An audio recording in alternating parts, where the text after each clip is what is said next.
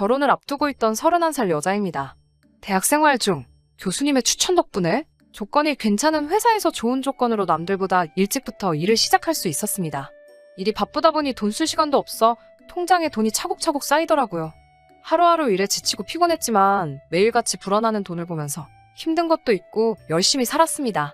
그렇게 모으던 돈이 어느 정도 시간이 지나니 상당한 목돈이 되더라고요. 약간 모자라던 돈은 어머니가 도와주시게 되면서 제 명의로 아파트를 하나 구입하게 되었습니다. 살기 위해 마련한 집은 아니었습니다.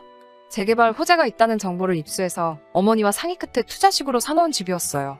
저는 여전히 회사 근처에 있는 월세방에서 출퇴근을 하고 있고 제가 산 집은 사실 회사에서도 거리가 상당히 먼 편이기 때문에 애초에 거주 목적으로 구매한 집은 아니었습니다. 집을 산 지도 아직 몇 년이나 지났는데 호재만 그대로 있고 재개발은 되지 않았습니다. 대신 집값이 엄청나게 많이 올라있는 상태예요.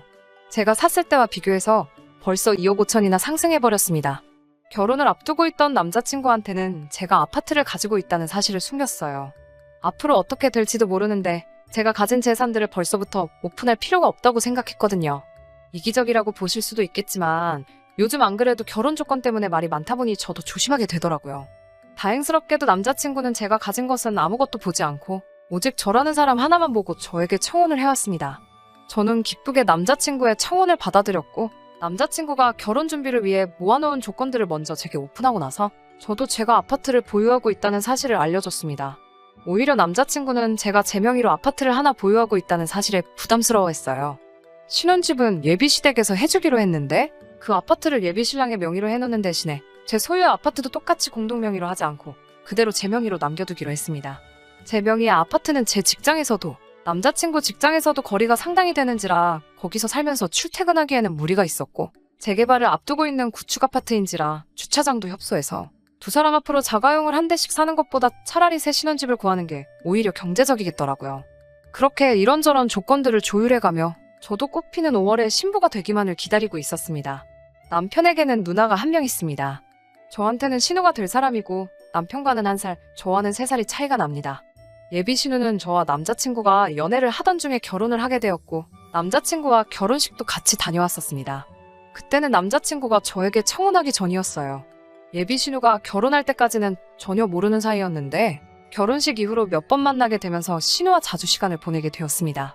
성격이 서글서글하고 친근하니 굉장히 좋더라고요.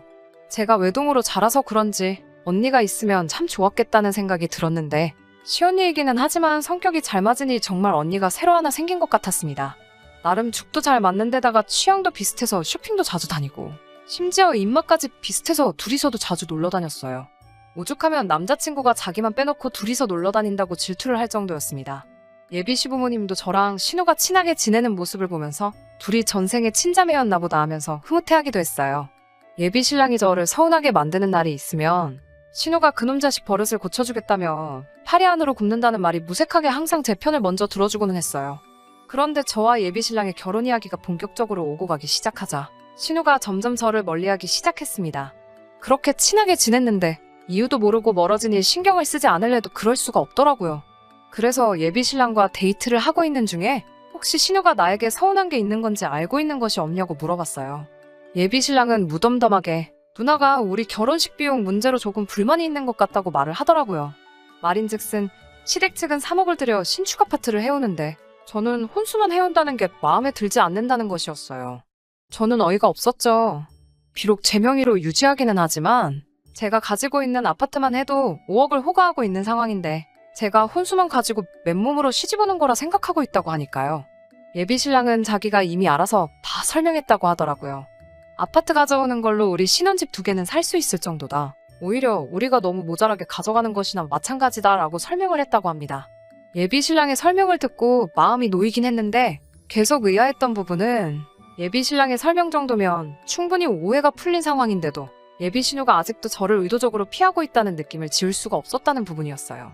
이렇게 어색하게 있을 바에야 제가 직접 오해를 푸는 게 좋겠다는 생각이 들어서 예비 신우에게 연락을 했습니다. 뭐가 그렇게 꽁에 있는지 이전에 저에게 살갑게 굴던 모습은 온데간데 없이 시큰둥한 목소리로 전화를 받더라고요. 한 번 만나자고 말해도 요즘 바빠서 시간이 통 없다는 식으로 저를 만나기를 거절하는 예비 신우를 어르고 달래서 만나기로 했습니다. 저를 앞에다 두고서도 없는 사람인 마냥 시선도 한 번 안 주고 말도 한마디 걸지 않은 채 핸드폰만 보고 있더라고요. 답답한 마음에 제가 오해 풀고 싶어서 먼저 만나자고 했다는 사실을 밝히고 앞뒤 다 자르고 단도직입적으로 신혼집과 제 아파트와 관련된 이야기를 제대로 다시 한번 설명해줬어요. 신우는 그건 이미 들어서 다 알고 있다고 말하면서 아직도 모르겠냐고 아파트를 제 명의로 남겨두는 게 문제라고 하면서 그제서야 저와 대화를 시작했어요. 이미 양가 부모님을 대동한 자리에서 서로 합의하에 결정한 일인데 그게 어떻게 문제가 되느냐고 따져 물었지요. 이미 제 거인 아파트를 제가 그대로 가지고 있는 게 문제라고 하면서 그러면 우리 집은 3억을 들여서 결혼을 준비하고 있는데 저는 5천만 가지고 오는 거나 마찬가지 아니냐면서 너무 도둑놈 신보가 아니냐고 하더라고요. 제가 알기로는 예비신우 시집 갔을 때도 남편 쪽에서 전셋집을 해오고 예비신우도 결혼식 비용이나 그런 걸 제외하고 혼수로 3천을 해간 걸로 알고 있었거든요. 그래서 언니와 제가 뭐가 달라서 그게 도둑놈 신보가 될 수 있냐고 말하니 예비신우가 잘 좀 생각해보라면서 말하는데 참 어이가 없었습니다. 자기가 집안의 첫째이고 똑같은 자식인데 자기는 3천밖에 지원받지 못했고 둘째인 예비신랑은 자기가 지원받은 금액의 10배를 지원받는 상황이지 않느냐고요. 똑같은 자식이니 결혼할 때 지원받는 것도 똑같아야 하지 않냐면서 제가 남편과 결혼해서 살게 될 신혼집을 공동명의로 만들고 제가 보유하고 있는 아파트는 1억 5천을 깎아서 자기한테 넘기라고 제안을 해왔습니다. 그러면 자기도 시세보다 1억 5천을 싸게 아파트를 구하게 되는 거니 예비신랑과 결혼자금을 똑같이 지원받은 거나 다름없어지는 거와 마찬가지라면서요. 제가 그렇게만 해주면 자기도 더 이상 이 결혼에 대해서 아무 말도 꺼내지 않겠다는 말을 해왔습니다. 자기한테 1억 5천을 싸게 팔아도 제가 아파트를 구매했을 때보다 비싼 값에 사가는 거나 마찬가지니 결과적으로는 저한테도 이득이지 않냐는 말도 안 되는 계산법을 쓰면서 저를 설득하려고 했어요. 저는 외동이니까 자기가 지금 느끼고 있는 불공평함을 저는 절대 이해하지 못할 거라는 말을 하면서요. 저도 같은 여자지만 예비신우의 말도 안 되는 억지를 계속 들어줄 수는 없었어요. 의견이 좀처럼 좁혀지지도 않고 따지고 보면 신우가 계속해서 억지를 부리고 있는 상황이고 이걸 가지고 더 이야기를 해야 할 가치도 없는 것 같아. 이건 이미 양가 어른들의 합의가 끝난 일이고 그렇게 하고 싶은 생각도 없다고 못을 받고 자리에서 일어났습니다. 신우와 헤어지고 나서 예비신랑하고 통화를 해서 이 사실을 전부 다 말해줬어요. 예비신랑도 도대체 신우가 무슨 생각을 가지고 있는지 이해를 못하겠다고 하더라고요. 본인이 잘 말해볼 테니 너무 걱정하지 말라는 말 한마디 듣고 전화를 끝냈습니다. 그날 저녁에 예비씨 어머니한테서 전화가 왔어요. 무슨 일로 전화를 하셨나 싶어 전화를 받았는데 대뜸 저한테 신혼집 공동명의로 하고 제 명의 아파트를 신우에게 넘기기로 했다면서? 하고 물어보시더라고요. 예비신랑이 말을 했는지 안 했는지는 모르지만 예비씨 어머니는 이미 예비신우가 저한테 꺼낸 말도 안 되는 조건에 제가 그렇게 하기로 했다는 식으로 말을 했는가 봐요. 뭔가 오해가 있으신 것 같다고. 저는 신우 제안에 그렇게 하겠다고 한 적도 없고 앞으로도 그렇게 할 생각도 없다고 말씀드렸어요. 예비씨 어머니는 실망스럽다는 말투로 그러냐? 하고 대답하셨어요. 잠깐 조용히 계시다가 그러지 말고 그냥 아파트를 신우에게 넘기라고 이번엔 시어머니가 나서서 저를 회유하려 드시더군요. 제 다른 것도 참 마음에 들었지만 무엇보다 신우와 제가 서로 친자매처럼 사이좋게 지내는 모습이 좋아 결혼을 허락한 거나 마찬가지라고 하시면서 제가 억지 부리고 있는 것 때문에 남매가 의가 상하는 것 같아서 마음이 아프다는 말로 시작을 하셨습니다. 신혼집을 공동명의로 돌리면 되지 않느냐. 그렇게 되면 너도 따지고 보면 손해보는 거 하나도 없는 거고 요즘 경기에 집도 잘 안 나가는데 산다는 사람 있을 때 후딱 넘겨버리는 게 돈 버는 거다. 아파트 판돈을 내놓으라는 것도 아니고 팔고 난 돈은 전부 네 거 하면 되는 건데 가족끼리 뭐가 아쉬워서 그걸 가지고 치사하게 굴고 그러냐고요. 집값 오른 것만 따지면 결과적으로 제가 돈 번 거나 마찬가지라는 똑같은 소리를 하고 있더군요.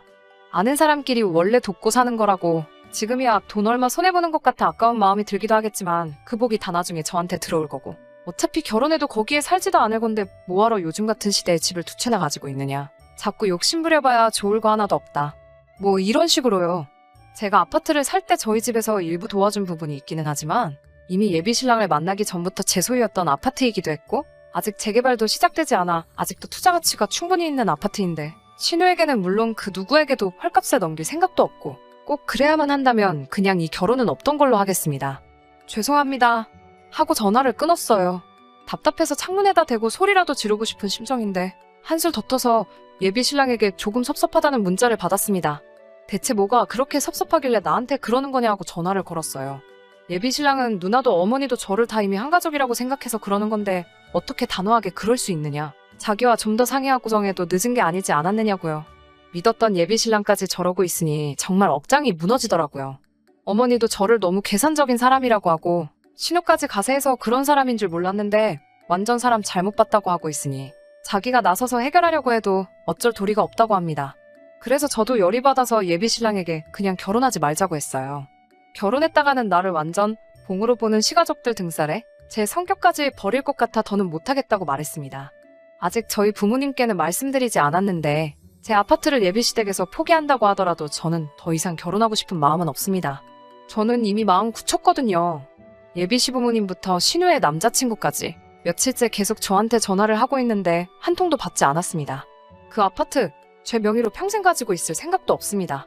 남편 될 사람한테 저도 확신이 섰을 때 그때 가서 공동명의로 바꾸던지 처분해서 공동의 재산으로 만들던지 할 생각이었어요. 그 부분은 이미 예비신랑 쪽에서 신혼집을 해오고 각자의 명의로 하자고 할 때도 확실히 밝힌 부분이고요. 제가 예비신랑 가족들 말 맞다나 계산적이고 나쁜 사람인 건가요? 집 하나 가지고 있는 게 유세라고 의수됐던 걸까요? 아파트를 사지 않고 그걸 그냥 현금으로 가지고 있었다면 이런 일이 일어나지도 않았던 걸지 아파트를 가지고 있던 사실이 원망스럽기도 하고 한편으로는 그래도 짧은 기간 동안 저를 친자매처럼 대해줬던 신우가 이 결혼을 파토나게 해줬으니 신우에게 감사해야 할 일인 건지 도무지 갈피가 잡히지를 않네요. 제 사연은 여기서 그만 끝내도록 하겠습니다. 목에 칼이 들어와도 파혼할 생각이니 그 부분에서는 걱정해주지 않으셔도 될 것 같아요. 아직도 제가 욕심부려 잘못한 건지 잘한 건지 도무지 모르겠어서 답답한 마음에 사연 보내보았습니다.